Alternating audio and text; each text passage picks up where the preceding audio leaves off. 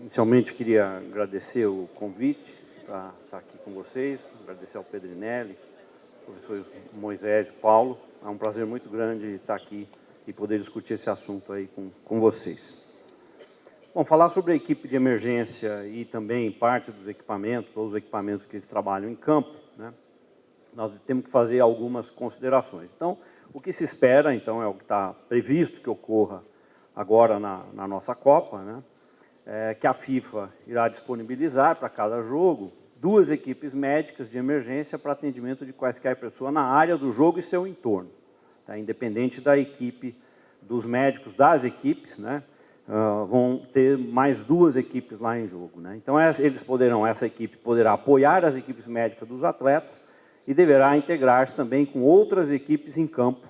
Eu vou discorrer um pouco mais, por exemplo, a equipe da ambulância ou das ambulâncias que estiver lá. Essa equipe, ou cada uma dessas equipes, vão ser compostas por pelo menos um médico, são 4 profissionais, sendo pelo menos um médico, pode ser eventualmente até os 4 médicos, ou 2 médicos e 2 enfermeiros, por exemplo, né? Não gosto de usar a expressão paramédico aqui no Brasil, porque muitas pessoas de fora pensam no paramédico que existe em outros países, que é uma outra profissão, diferente do nosso profissional que trabalha junto do médico, que na língua portuguesa é paramédico, né, que são técnicos que trabalham com médico. Então, eu prefiro evitar um pouco, porque aqui no Brasil são enfermeiros ou técnicos de enfermagem, enquanto que paramédico fora do Brasil é uma profissão específica, é um profissional específico voltado à emergência, né? Então, esses 4 profissionais juntos, de cada equipe, devem ter expertise para cobrir praticamente todas as emergências possíveis de ocorrer nesse ambiente. Então, isso é o que se espera dessas 4 pessoas, né? Pelo menos um médico, que eles consigam atender praticamente todas as emergências. Então, nós vamos ter os médicos, a equipe médica da equipe A, o médico da equipe B e um grupo da FIFA, desses 4 profissionais. Aqui eu exemplifiquei uma posição, pode ser, claro, não necessariamente nessa posição, mas eles vão atuar nesse entorno. Aqui já entra a área de público, que tem uma outra estratégia de atendimento naturalmente, né? Mas eu queria aproveitar esse gancho e imaginar uma situação, né, que tem um pouco de mito, e eu não queria perder a oportunidade de fazer o comentário. Imaginando um atleta que requeira a atenção do médico da sua equipe, essa equipe vai fazer o atendimento e imaginemos que também precisa o concurso da ambulância. E a ambulância, como muita gente já colocou aqui no Brasil, né, de forma até jocosa, cadê a ambulância que não consegue entrar no campo? Tem um degrau que separa onde está a ambulância de dentro do campo. E foi isso colocado de forma bem jocosa por toda a imprensa. De fato, a ambulância dentro do gramado não é a regra. Não é a regra. Muitos países na Europa, a ambulância está proibida de entrar no gramado. O gramado não é um piso comum. Aquilo é uma estrutura montada de drenagem, que se você colocar um veículo de 2 toneladas, 2,5 toneladas, você destrói aquele piso. Se estiver chovendo, então, você pode inutilizar esse campo para o resto do jogo, se você puser uma ambulância andando em cima desse gramado. Então, é mito dizer que a ambulância está entrando lá dentro, precisa entrar dentro do gramado. Não. O que você precisa é ter uma ambulância de uma forma planificada, estrategicamente discutida, né, de modo que o atleta possa ser levado até a ambulância e a ambulância não necessariamente entrar em campo. Para exemplificar melhor, vamos imaginar como é que você atende uma pessoa passando mal ou até em parada cardíaca no 10º andar de um prédio. Se você chama um sistema de resgate, SAMU ou qualquer outro país, seja lá como for o sistema de emergência, como é que você atende uma pessoa no 10º andar de um prédio? É claro que a ambulância não vai subir pelo elevador de serviço, nem pela escada, nem por nenhuma outra maneira. A ambulância não vai chegar no paciente. O paciente tem que ser atendido com técnicas, conforme o ambiente que ele está, e tem que ser levado recebendo toda a assistência até onde está a ambulância. É claro que os equipamentos, ou parte dos equipamentos da ambulância, podem chegar até o paciente. Claro. Aqui começa a necessidade, que eu vejo de uma forma ainda precária, e isso precisa crescer logo, é a integração entre quem atende o atleta e a equipe da ambulância. Porque a equipe da ambulância é, hoje, seguramente, uma equipe treinada para atender emergência. Bom, ela está lá para isso. E aí, quem contrata o serviço de ambulância tem que tomar alguns cuidados. Não basta contratar ambulância com o médico e desfibrilador, que é o que muita gente fala. Não.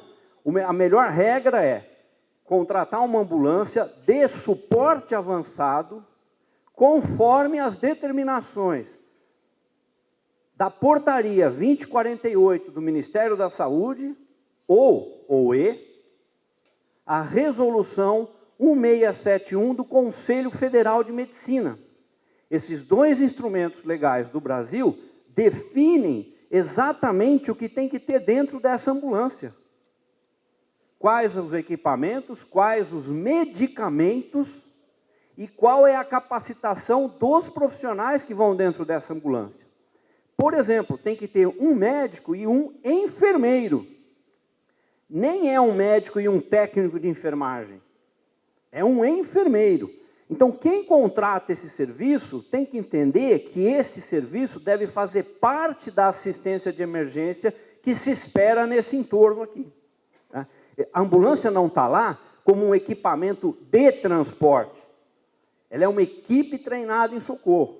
Lógico, se você tiver a equipe médica do atleta com altíssima capacidade em atendimento de emergência, maravilha, ótimo, é o que todos nós gostaríamos que acontecesse. Que todos os profissionais da área esportiva tivessem a expertise de atender todas as emergências que um atleta pudesse ter. Tivesse a expertise e os equipamentos, né? Pudesse atender os traumas, as emergências clínicas, as paradas cardíacas, mas nós sabemos que existe um limite dessa equipe, desse médico dessa equipe, que todos nós aqui juntos, né, nesse evento, por exemplo, a gente sempre quer que esses profissionais ampliem a sua capacidade de fazer esse atendimento de emergência. Mesmo assim, não é fácil nós imaginarmos que cada profissional da área da medicina esportiva vai conseguir atender todas as emergências num alto padrão de qualidade, de excelência dentro do Brasil. É difícil, requer muitos anos de treinamento, né? Oxalá a gente tivesse nessa equipe profissionais com alta qualidade de atendimento, né? Temos aqui nesse auditório, seguramente, um dos colegas da medicina esportiva que melhor faz atendimento em qualquer tipo de emergência, né? Estou me referindo ao Dr. Klaus Robert Siegfried, que está ali no meio, que é um profissional de mais de 20 anos de experiência em ambulância, saindo nas ambulâncias, e é médico do esporte. Ao sair na ambulância, ele faz atendimento à parada cardíaca toda semana. Atropelamento, queda de laje, tiro, facada, né, amputações traumáticas. Então, um profissional desse, atendendo na beira de campo, aqui na equipe, maravilha, ótimo. Né? Quem não gostaria de ter esse profissional fazendo esse atendimento? Mas não é sempre assim que vai acontecer. Temos hoje novas gerações surgindo, né? Fabrício Naves, da nova geração, também com experiência em ambulância, eles saem nas ambulâncias no dia a dia. A cada 6 meses, a cada ano, a experiência deles cresce muito, né? E eles se diferenciam como médico do esporte na atuação em emergência. Mas não é sempre que a gente consegue, e nem é justo exigir de todo mundo que trabalha dentro do campo essa qualificação. Aí entra outra vez a equipe da ambulância. Porque na equipe da ambulância, eles têm que ter uma qualificação adequada em qualquer tipo de emergência. Então, devemos trabalhar de forma integrada, planejada. E o atleta tem que ser transportado do ponto da emergência em atendimento até a ambulância. Tá? Vários exemplos, vários equipamentos, tá? De transporte. Você pode transportar também o atleta na maca da ambulância. Um atleta em parada cardíaca, em assistência, e que você quer colocá-lo dentro da ambulância, você vai fazer todo o procedimento, mas você decide por colocá-lo na ambulância, o melhor é a maca da própria ambulância. Você reduz tempo, né? Então, são estratégias que têm que ser pensada e planejada. Você não pode ter uma ambulância com equipe parada do lado e a equipe médica do time, do grupo que vai lá atuar no esporte, sem que eles tenham conversado antes. Como é que um vai se aproximar, como é que um vai chamar o outro. Isso tudo tem que ser planejado. Com relação aos itens, a FIFA montou e distribuiu para as federações, né, uma maleta muito bem montada, contendo mais de 70 itens distintos, né, que cobre muitas das emergências. Ainda precisa ser complementada, mas é um item, um kit, vamos dizer assim, uma bolsa muito interessante. Mas ela recomenda que se acrescente outros itens. Ela não assume que a bolsa sozinha faz tudo. Isso seria impossível, né? Ela, por exemplo, indica outros itens, mas não disponibiliza. Por exemplo, drogas, né? Por exemplo, pranchas, né? Não vai colocar dentro da... né? Então, itens que essa bolsa dispõe. Dispõe de itens de proteção pessoal, vias aéreas, itens de respiração, são itens que essa bolsa dispõe. Ambu, né? Está aqui um exemplo, essa bolsa dispõe. Itens para circulação, como por exemplo o desfibrilador. Aqui eu queria fazer uma chamada de atenção, que o desfibrilador, na mão do médico, o desfibrilador externo automático, na mão do médico, que dispõe de medicamento, em especial a adrenalina e a amiodarona, que são duas drogas possíveis de se usar na parada cardíaca, que esse desfibrilador tenha o display, ele tenha o visor, para que você, médico, verifique o traçado, o que vai reduzir o seu tempo para a decisão de uso da droga. Se você for um leigo e utilizar o DEA, tanto faz o visor, porque você também não vai usar droga. Mas quando você dispõe de droga, essas duas em especial, adrenalina e amiodarona, é conveniente que o DEA tenha o visor. Então, para os clubes, quando vocês forem comprar DEAs, desfibrilador externo automático, para os seus clubes, e esse DEA vai ser disponibilizado para uso médico, prefira o DEA com o display, com o traçado.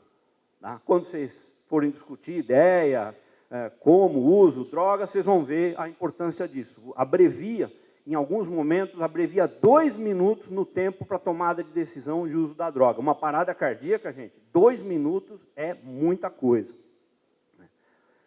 Outros itens que não tem na bolsa, né? Então, as pranchas, né? Ou a cesta de resgate também, que é um equipamento muito recomendado pela FIFA, que é ótimo para o transporte rápido do campo para fora do campo, mas já é inadequado para ir para dentro da ambulância. Se for para dentro da ambulância, você vai fazer um transporte, está com um paciente, por exemplo, em parada cardíaca, ele deve ir numa superfície rígida desse tipo e levada para dentro da ambulância. Ou até traz a maca da ambulância do lado do paciente, transfere direto o paciente para a maca da ambulância, se é uma emergência clínica, não traumática, e da maca vai para dentro da ambulância. Talas devem ser ampliadas, oxigênio deve ser colocado, com alguns cuidados que eu queria chamar a atenção.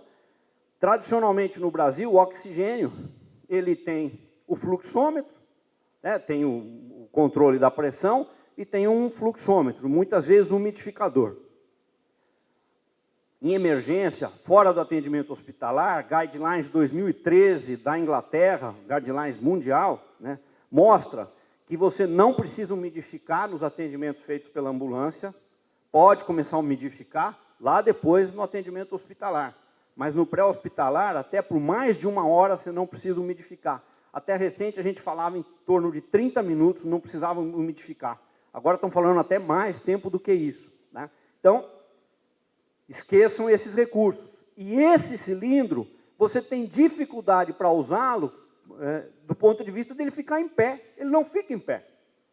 Então, você tem que ter ou suportes desse tipo, né? Ou você vai ter dificuldade, vai ter que ter uma pessoa só para segurar o seu cilindro de oxigênio, que é um absurdo. Então, sempre que possível, prefira cilindros cujo fluxômetro não tem aquela bolinha que sobe e desce. Que ela tem esse relógio em que você trabalha com o cilindro deitado. Você chega com o cilindro, deita do lado do paciente e trabalha com ele. Não precisa ficar ninguém equilibrando o cilindro e transportando um trambolho desse, né? Porque isso aqui você leva dentro de uma bolsa, dentro do seu kit também você consegue levar um cilindro de oxigênio. Laringoscópio também, se você está trabalhando com droga, pinça de McGill, por exemplo, para corpo estranho, então você tem um laringoscópio adequado. E quanto mais treinado você tiver, mais laringoscópio você também, mais você vai preferir o laringoscópio. Na ausência do laringoscópio, máscara laríngea também é suficiente para ventilação. A máscara laríngea já vem no kit da FIFA também. Então, já comentei do DEA. E drogas também. As drogas vão variar muito conforme a qualificação do profissional que está atendendo. Sempre integrando com a ambulância. Por quê? Na ambulância, pelas normas brasileiras, tudo isso tem que estar lá dentro da ambulância. Então, se a ambulância estiver boa, estiver correta, você, a rigor, não precisaria transportar drogas.